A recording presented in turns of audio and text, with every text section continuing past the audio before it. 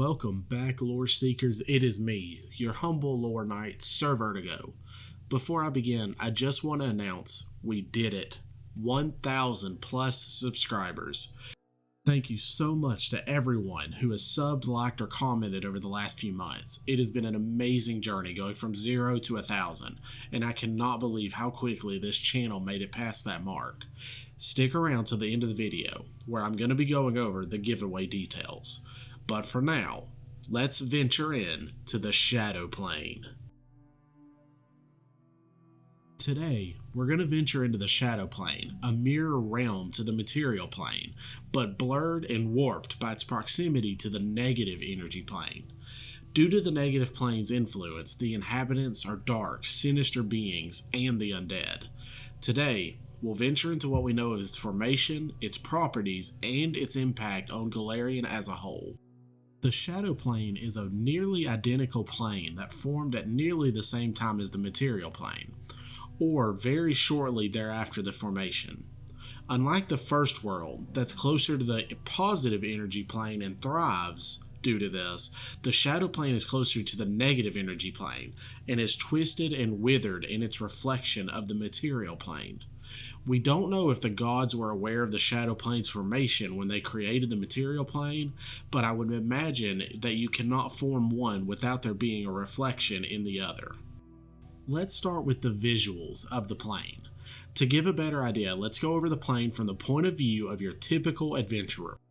Standing in a grassy field at midday, you cast plane shift and travel from the material plane to the Shadow Plane. You arrive at midday in the same general location of a grassy field, but with multiple twisted features. Despite the time being the same between the two planes, the sky appears gloomy, with no clouds, stars, or celestial objects in the sky. There is no day or night cycle in the Shadow Realm, yet a dim illumination is constant and ever-present. With no obvious source, the light seems to constantly change its origin, with shadows dancing and darting around at random. This perpetual gloom seems to mute most colors, but despite the lack of a sun or day and night cycle, the plane remains at a constant, comfortable temperature. The grass field is patchy and the trees are withered and barren, but thicker and more menacing. The field is mostly devoid of life, but what life there is will be twisted and sinister. Not all of the Shadow Plane is barren. Large monuments, cities, or locations of importance in the material plane can be found in the Shadow Plane, just as twisted and warped as everything else in the realm. I don't have any proof of this, but it's my belief that areas with a large amount of life, either in permanent population or in visitors, or areas where vast amounts of magic have been released, will eventually form a mirror in the Shadow Plane. Shadow Absalom is one such location, as a twisted mirror of the material plane's city at the center of the world. Whereas Absalom is the largest city metropolis in the Inner Sea, possibly the world, with a population of 304,000 inhabitants, Shadow Absalom boasts a sizable population of over 100,000 inhabitants. When Absalom was raised along with the Starstone, a beacon appeared in the Shadow Plane that became known as the Glare. The Glare is a massive light source that can be seen from miles away, and functions as a portal to return any extraplanar visitor to their home plane, at the exact spot where they originally left. Strangely enough, the Glare also seems to keep Shadow Absalom the same size as the material plane Absalom, and keeps the reality around the city more or less stable. When I say stable, it does not actively twist and turn upon itself like the first world, but distances outside of the city counterparts tends to be warped. 1 mile in the Shadow Plane could be dozens in the material plane. For the moment, let's stick with Shadow Absalom and dip into its comparisons to material plane Absalom. Absalom can be found on the Isle of Kortos, surrounded by the Inner Sea. At the center of the city sits the Starstone Cathedral, a massive temple sitting at the center of a large pit. Likewise, Shadow Absalom also sits atop the Isle of Kortos, but is surrounded by the Bay of Dusk, a sea of dust. At the center of the city, is a vast stonework cathedral whose windows shine with a light that can be seen from miles away. When Eridan dragged Kortos and the Starstone from the seafloor, the glare appeared in the shadow plane and has kept the city as a darkened mirror to Absalom proper ever since. They share the same city walls, but darkened, with different ores used to form these thick city walls. Long ago, Shadow Absalom was ruled over by a council of fetchlings, humans who had long ago been stranded in the shadow plane. After meeting some of the planar travelers passing through the glare and learning of Absalom, they adopted the name of Shadow Absalom. They began expanding, establishing a mighty stronghold on the city and set up mining operations. As they began digging below the city, they breached the termite mounds that were home to the Dizeriks, natives of this dark and monochrome plane. Originally foes, the fetchlings were able to convince the Dizeriks to join them in the development of Shadow Absalom. As a result, large districts are covered in massive termite mounds, from street levels to the tops of some of the buildings around. Together, the fetchlings and the Dizeriks formed the ruling council of Shadow Absalom, running the city and encouraging its growth and establishment. But that all changed when the Fire Nation— wrong fandom. That all changed when their bodies were discovered arranged at the entrance to the glare. As the citizens of Shadow Absalom gathered to leer at the grisly scene, thousands of hooded Dizeriks, fetchlings, and other Shadowplane natives spread through the city, proclaiming loudly for all to hear of Arganixia's new place as ruler of Shadow Absalom. Arganixia frequently flies over the city, using her powerful illusion magic to bend and twist her appearance, only allowing those below to see her sleek and powerful silhouette. She holds a monopoly on all commerce within the city and strictly controls the formation of all planar portals that occur without her permission. Despite the threat of her rule, Shadow Absalom remains the capital of the Shadow Planes due to its access to the glare and its safety. Despite, or perhaps due to her rule, the city is remarkably safe, with walls keeping out the more unsavory undead that lurk in the dark.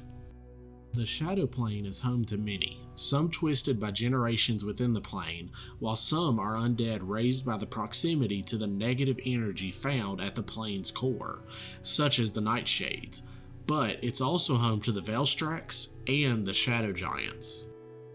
Fetchlings, for example, are humans that have survived within the Shadow Plane, becoming its most common inhabitant, but becoming infused by their time within the plane. Their eyes have become pupilless and glow yellow, while their skin has grown ashen.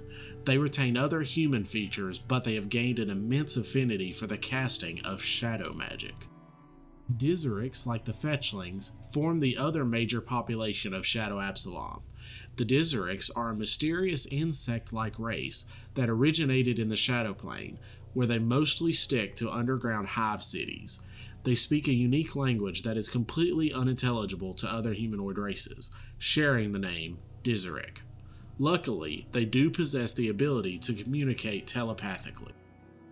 Outside of the friendly, or at least neutral races, you can find multiple deadly threats throughout the plane. Not only is the largest city ruled by the tyrant Arganixia, but the pain-seeking Velstrax can be found throughout the realm, along with their demigods. The Velstrax will have a video one day. There's just way too many types of them to not deserve a video on their own. Throughout the realm, the Lampidarius can be found as the divine servitor race of Zon-Kuthon, replacing portions of their body with shifting living shadows. Despite their quest for the perfect shadow body, they end up deeply missing their flesh and the sensations that are now lost to them. Zon-Kuthon himself also finds his home in the Shadow Plane, in a region known as Kovacane.